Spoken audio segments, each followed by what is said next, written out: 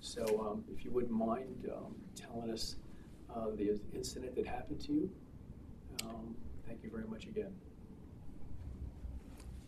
This would have been the summer of 1975. I was 14 years old, growing up in the metro Atlanta area, in particular the suburbs of Atlanta, city of born and raised there. I was walking back home.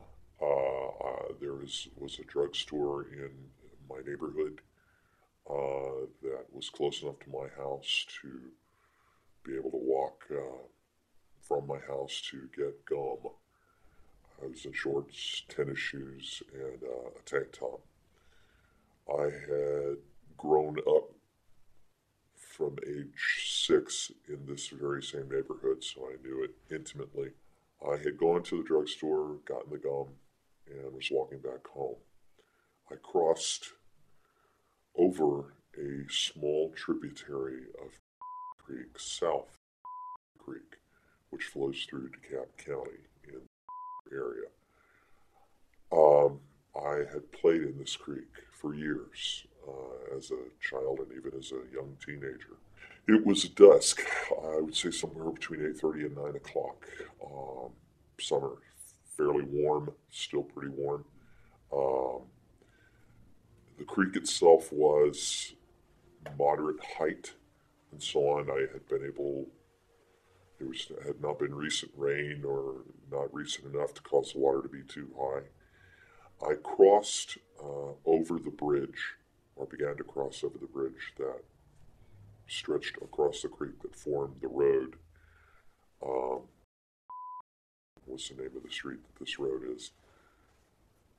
As I was doing so, I heard splashing noises coming from the water.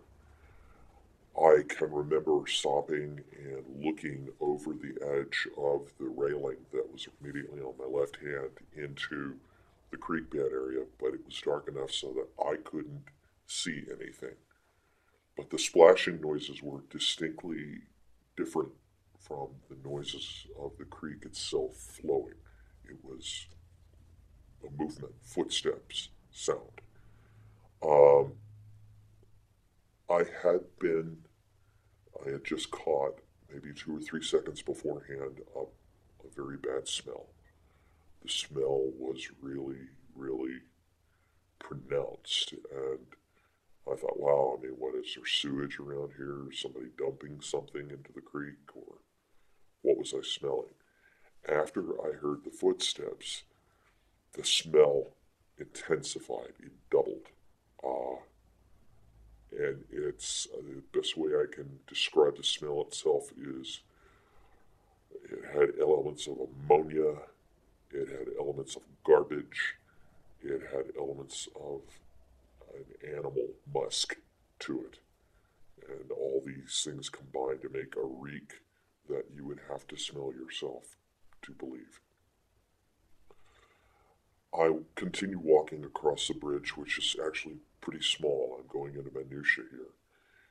The bridge itself is maybe no more than 10, 15 steps across. As I reached the other side of the bridge, maybe 3 or 4 steps past the railing, I was walking on the sidewalk with a yard of a house right next to my left hand. I heard the sound of something coming up the bank of the creek. In other words, I could hear footsteps. I could hear the sound of rocks coming out of the edge of the creek. The edge of the creek was pretty heavily covered in gravel.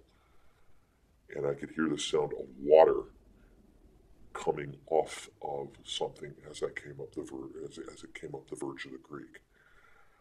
Frankly, this immediately scared the hell out of me. I didn't know what it was. I didn't want to know what it was.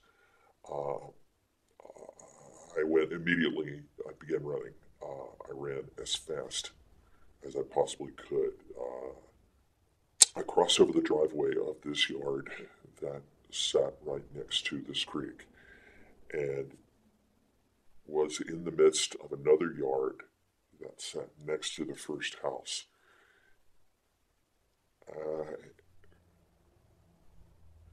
And as I got through that yard, a hand clapped onto my shoulder. And by that, I mean the impact of this hand hitting my shoulder was like having someone drop a rock on you.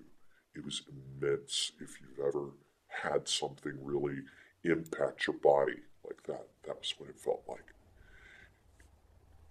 I went from running to almost immediately having my forward motion stop. It was like running into a wall. My legs began to go out from under me. And at this point, as my legs went out from under me, my upper body wasn't moving because this hand was grabbing my right shoulder. Another hand reached down and grabbed my left leg above the knee, my left thigh, and so on. I looked down and saw the hand on my shoulder. The hand itself was as big as the upper part of my shoulder and chest and torso. The fingers spanned from the peak of my shoulder all the way down to the center of my chest. They were pretty heavily furred. They had hair on them. The hair, I think, stopped at the edge of the fingertip. And this is all just images in my head. I can see skin there, which was fairly dark in color, brownish, dark brownish in color. The fingers, which ended about the middle of my chest, also had fingernails on them, long fingernails. Not unnaturally long, but as though you hadn't cut your nails for a couple of months. The fingernails themselves had a reddish or a copperish kind of color to them.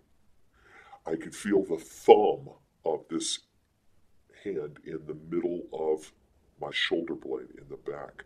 So you're talking a hand with fingers reaching from the middle of my chest with the thumb reaching into the middle of my back. That's enormous.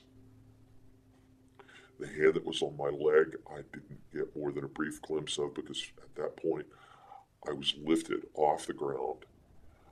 I had never been able to accurately figure out how high it could have been, but just logic would say 12, 14 feet in the air. Whatever was holding me cocked me back. I was looking up at the sky, unable to look down underneath me and through me. I've often told anybody that I've talked with this about that one of the sensations that stays with me strongest is a sense of just tumbling in the air. I thank God that I was not tumbling head over heels. If I had, when I hit at that point, I might have broken my neck. I was tumbling like you would, like a log would tumble through the air in a circular fashion, sideways to the ground. I probably went a distance of about 15 feet before I hit ground. And when I hit ground, it was hard enough to knock the wind right out of me. There was enough momentum to keep me rolling. I was on grass still. When I stopped rolling, and it was with the effort of reaching out to hold the ground and pull chunks of grass out and so on, I ended up on my back. In ending up on my back, I turned my head to the left and looked back at what had been behind me, and that's when I got my first full view of what had thrown me. What I saw was, even in dusk, a figure that had to have been between 8.5 and 9 feet tall. It was human-shaped, biped, 2 arms, 2 legs. But the dimensions were unbelievably huge. It was 15, 16 feet away from me. And as I watched, it began to take a step towards me. Now, the road that I'd been walking on the side of lane went on for a distance of about another 80 to 100 yards and ended at a 4-way intersection, 4-way stop signs. A car that came from the other leg of lane, in other words, was on the other side of that 4-way intersection, drove through the intersection. It had its lights on, and the lights hit this figure. Well, first of all, the head shape was peaked. It had a very high peak to the top of the head. The shoulders were absolutely massive, and the neck ran almost into the shoulders. The neck itself was very thick. There was a reddish flash from where the lights of these, the headlights of this car hit the eyes. The eyebrow ridges were very, very heavy. They dipped down and covered the eyes so that I couldn't really see other than just what you would see when looking at eyes in shadow. The head was huge. I got an impression that the skin was dark-ish in color, maybe dark brown. It was furred from head to toe. It had what looked to be dark brown or maybe black. In dusk, it's hard to tell. Dark brown, maybe black fur. The smell by this point had intensified to the point where it was making my eyes water, or, of course, I was on the verge of crying anyway, but the smell was horrific. And in the process of taking this one step towards me, when the lights hit it, it stopped. And then it flipped its gaze up and looked at the lights and made the only sound that I ever heard it make. And it was a sound that was halfway between a growl and I would say something I would refer to it as a gabble. It was very low in tone. It was much lower than anybody could make, or any human being could make, that I would think. The car stopped halfway through that intersection when its lights hit this figure. It flipped its gaze up to look at it. It made that sound. I can't say it's words, but there was a vocal element to it. And then it turned and it walked back to the edge of the creek. Its walk speed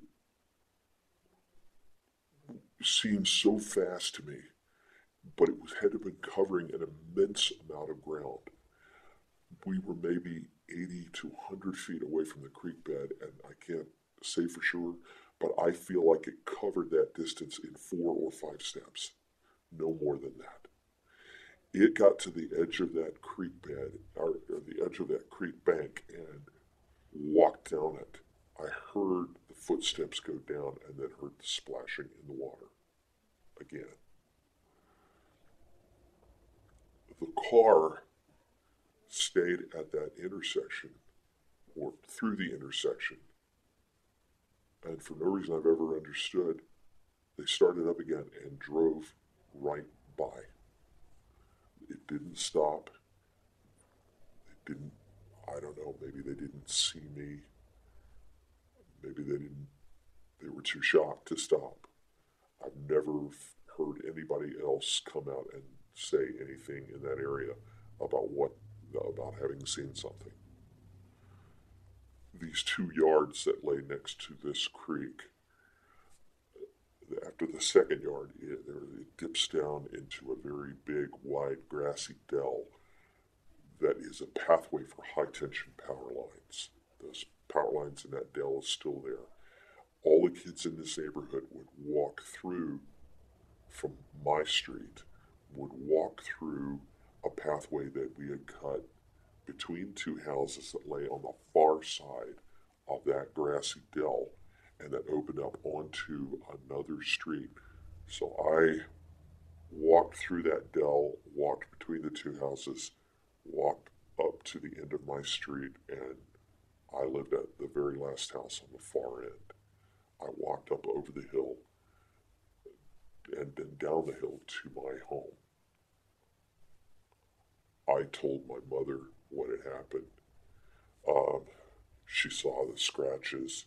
I was pretty dinged up from the fall. I had some bruises. Well, bruises came later, but I had some, scratches, scuffs, scrapes, and so on, all along my shoulder, on my right shoulder, along the right side of my leg. I had finger bruises on my left thigh. Big ones, huge finger bruises. It was fingertip bruises. If you've ever had a finger bruise or a grip, you know what that's like. We called the DeKalb County Police Department. They came out, and by that time, I was beginning, how would you put it, freak out. The county came out and took my story. I am told that they took, the following day, plaster casts of tracks. I've never been able to verify that. I've never been able to, and I checked a couple of times later in the 70s and once in the 80s, I've never been able to find in their records any record at all of this event. That, in total, is what happened to me. I went through a lot of ridicule as a teenager from both the people in the neighborhood who heard about this and from anybody I attempted to tell about it, which after a couple of years, I stopped telling anybody. It's hard enough being a teenager.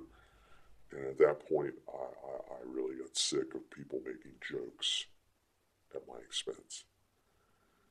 So with the exception of my wife, a few members of my family, and a couple of close friends, actually fairly recently, I haven't talked about this in probably 35 years to people. But I felt like it was important enough and that it was significant enough both to me and to Expedition Bigfoot that it was worth telling the story. From my standpoint, it's actually really nice after a long, long period to be able to tell the story to people who both are experienced enough and who have enough flexibility of mind to be able to accept that what I'm telling them is the truth. I think that's about as much as I have. Thank you so much, sir. I appreciate it. Thank you.